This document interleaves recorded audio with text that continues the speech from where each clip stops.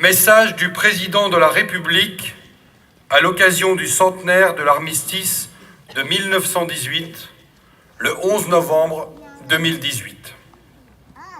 Un siècle.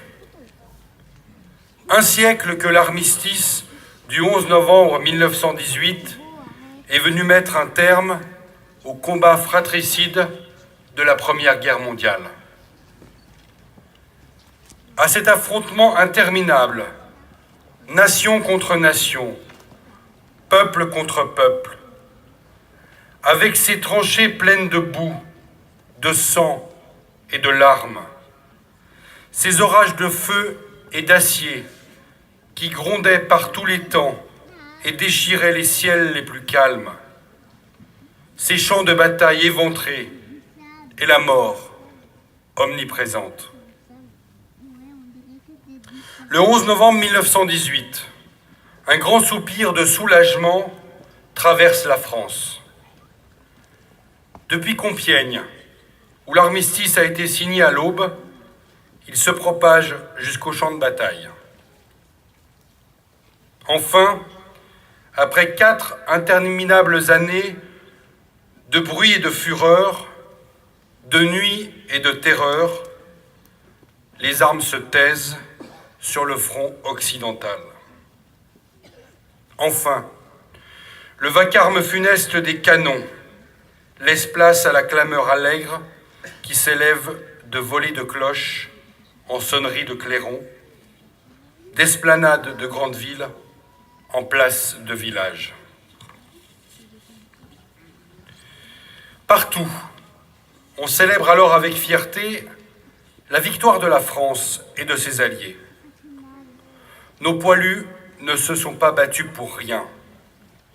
Ils ne sont pas morts en vain.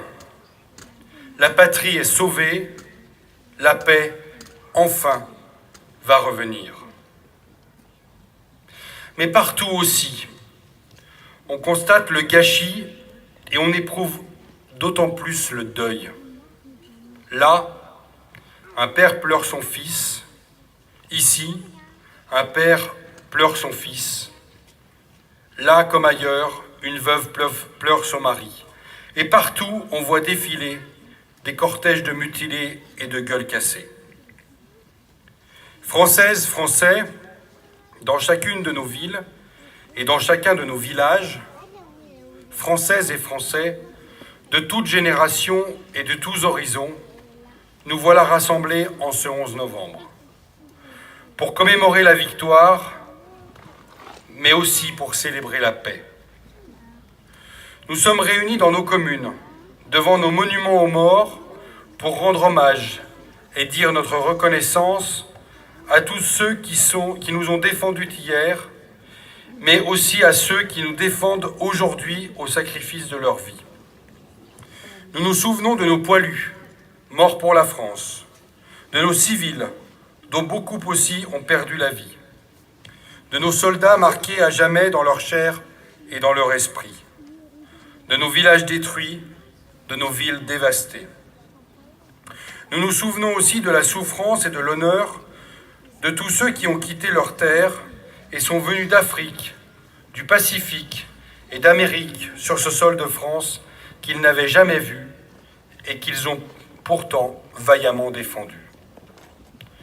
Nous nous souvenons de la souffrance et de l'honneur des 10 millions de combattants de tous les pays qui ont été envoyés dans ces combats terribles.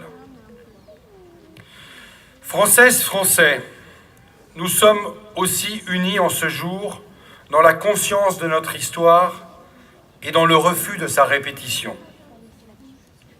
Car le siècle qui nous sépare des terribles sacrifices des femmes et des hommes de 14-18 nous a appris la grande précarité de la paix. Nous le savons avec quelle force les nationalismes, les totalitarismes peuvent emporter les démocraties et mettre en péril l'idée même de civilisation.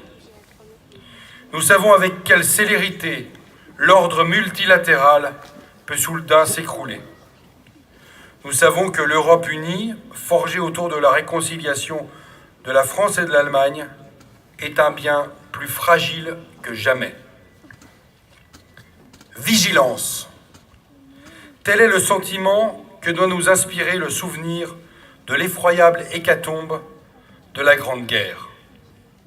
Ainsi serons-nous dignes de la mémoire de celles et ceux qui, il y a un siècle, sont tombés. Ainsi serons-nous dignes du sacrifice de celles et de ceux qui, aujourd'hui, font que nous tenons là, unis en peuple libre. Vive l'Europe en paix, vive la République, vive la France.